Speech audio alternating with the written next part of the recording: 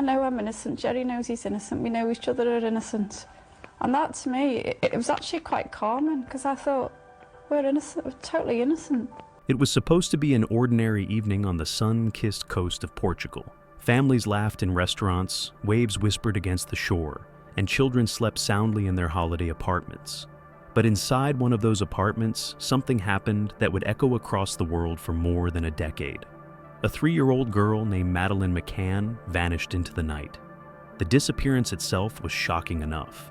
Yet, what made this case one of the most haunting mysteries of our time was not only the absence of the child, but the unsettling behavior of her mother, Kate McCann. In September 2007, Portuguese police sat her down for questioning. They asked 49 simple questions. Some were as basic as, did you search inside the wardrobe? Who called the police? What was your daughter's relationship like with her siblings? Any parent could answer them in seconds, even through tears. Kate, however, answered just one. To 48 others, she chose silence. Silence can be protective. Silence can be grief. But in a case like this, silence can also be a statement louder than words. Was Kate following strict legal advice? Or was she holding back something darker, something she dared not say? 16 years later, those unanswered questions have grown heavier, not lighter.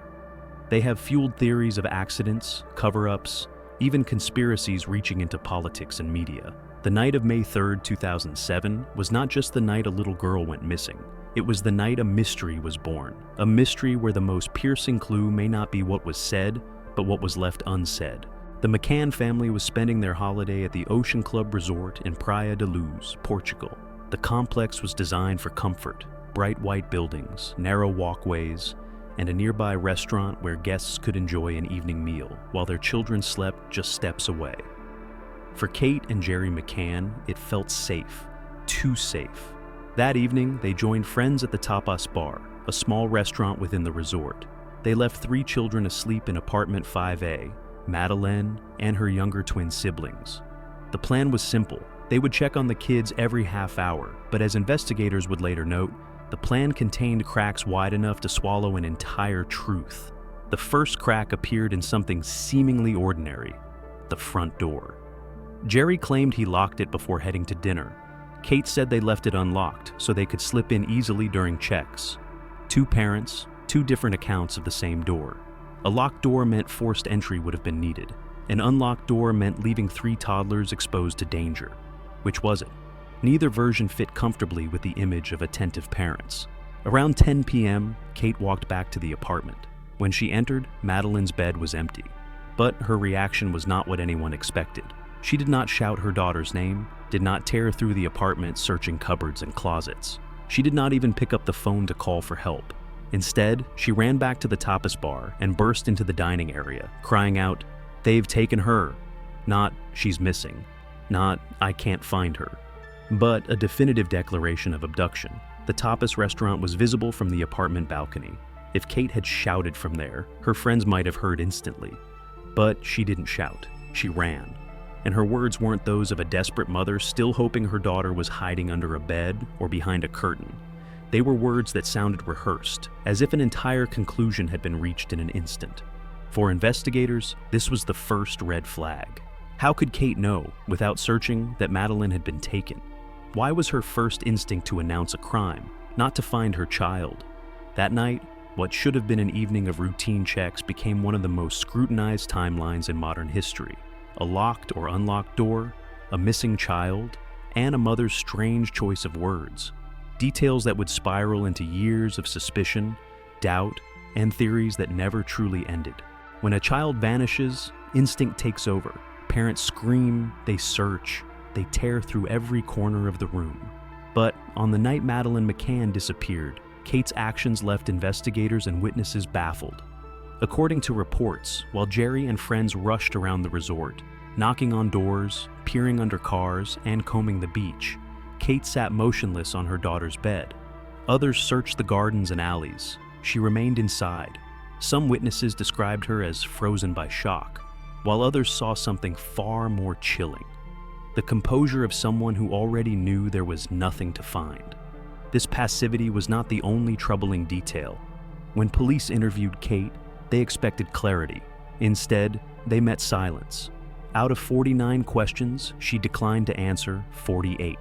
These were not accusations. They were simple, factual inquiries designed to reconstruct events.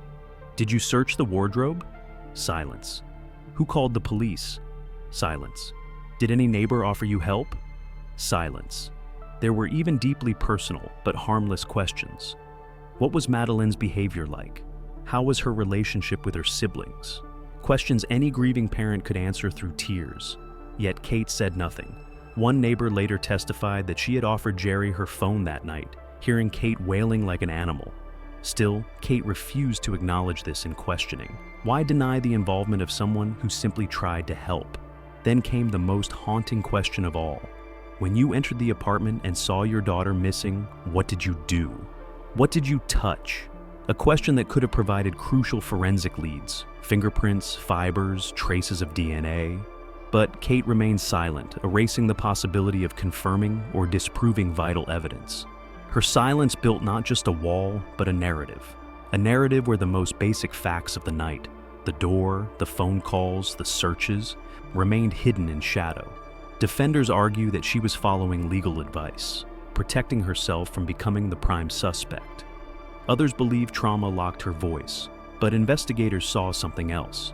A mother, unwilling or unable to provide the most essential details in the search for her own child.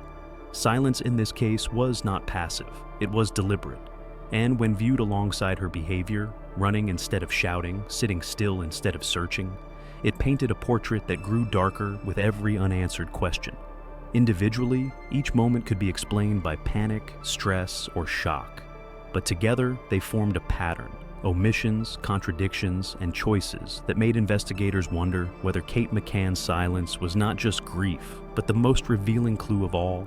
If silence defined Kate McCann's police interview, it was her phone that revealed an even deeper mystery.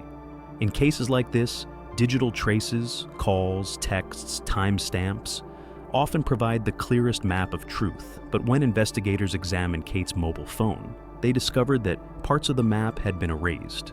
On the night of May 3, 2007, Jerry McCann placed 4 calls to Kate between 11:14 and 11:17 p.m., roughly an hour after she first raised the alarm. 3 of those calls were deleted from Kate's device.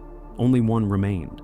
Why delete 3 calls made within a 3-minute window, all from her husband, in the very hour their daughter disappeared?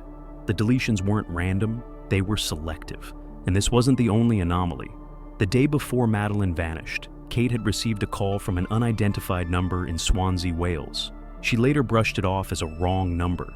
Yet, curiously, that call was one of the few she did not delete. Stranger still, on the same day, a mobile phone registered in Praia da Luz dialed that exact Swansea number. A triangle was formed: Kate's phone, a number in Swansea, and an unidentified line in Praia da Luz. Who was on the other end of those calls? Why keep the Swansea record but delete the calls from her own husband? To Portuguese investigators, this pattern suggested more than grief or absent-mindedness. It suggested information management. Had Kate simply wanted privacy, she could have deleted the entire log. Instead, she removed only the calls most relevant to the crucial hour of Madeleine's disappearance. The official case files later confirmed these details. 3 of Jerry's calls were erased from Kate's phone. The statement came not from tabloids, but from the investigative dossier itself. What those conversations contained, no one knows.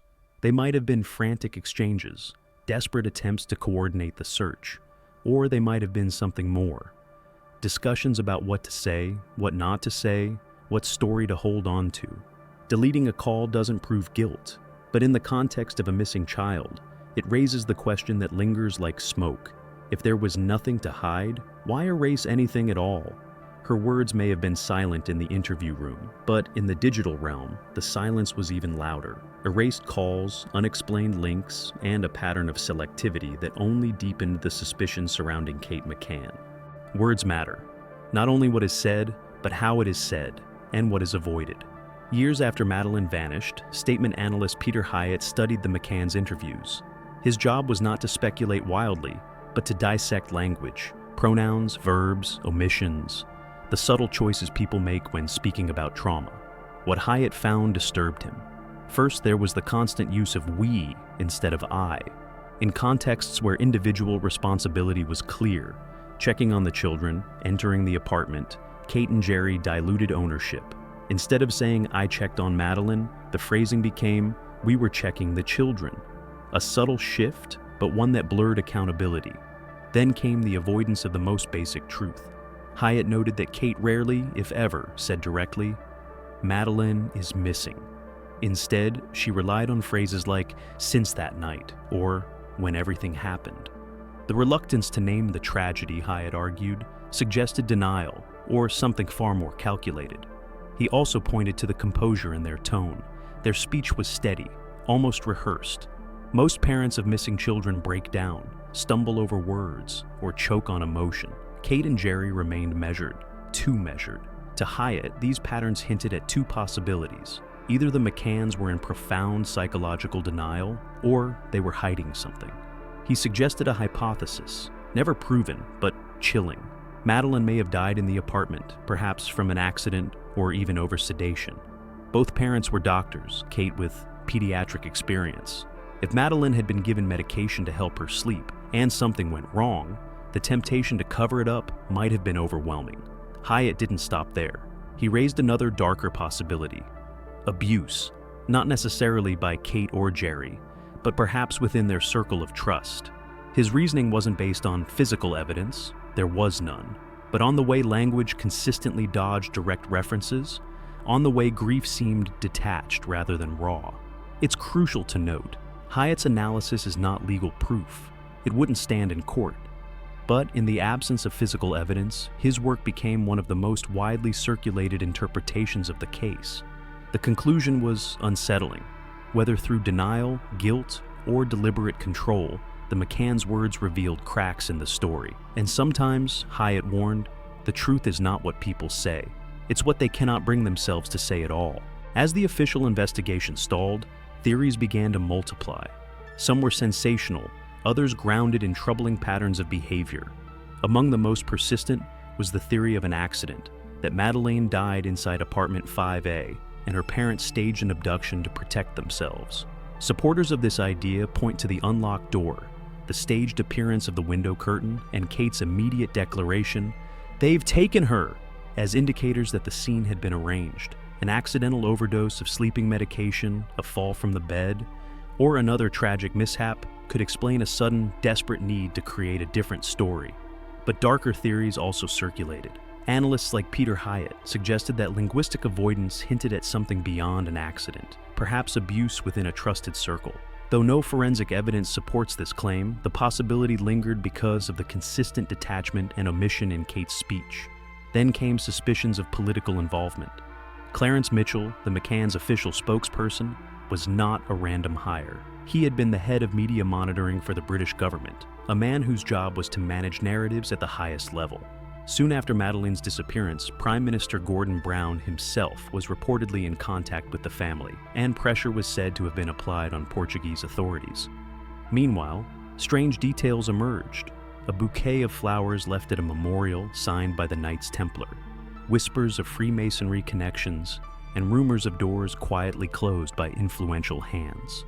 While many dismissed these as conspiracy theories, others saw them as signs of a protective shield surrounding the McCanns. Portuguese detectives grew frustrated. Warrants were delayed, questions had to be submitted through the British Home Office, and media coverage often seemed to tilt in the family's favor. The case stopped looking like a straightforward search for a missing girl and started resembling a battle of narratives. If an accident occurred, did fear of prosecution drive the silence? If abuse was involved, did powerful allies intervene to contain the damage? Or was it all the cruel misinterpretation of a mother's grief? What is undeniable is this: Kate McCann's silence, combined with political pressure and media management, created an environment where the truth, whatever it was, became nearly impossible to reach. From the moment Madeleine disappeared, Kate McCann was thrust into the spotlight. To the press, she was either the picture of a grieving mother or the central figure in a cover-up. Over time, her image fractured into something that defied easy labels. In the early days, British tabloids portrayed her as devastated. Photographs of Kate clutching Madeleine's pink stuffed toy, her eyes hollow and red, dominated front pages. Donations poured into the Find Madeleine Fund. Sympathy was overwhelming. She seemed like a woman crushed beneath the weight of unbearable tragedy. But as days turned into weeks without answers, the narrative shifted. Why didn't she cry on camera? Why did she appear so calm in interviews? Why wasn't she seen actively searching in those crucial first hours? Headlines began to sharpen.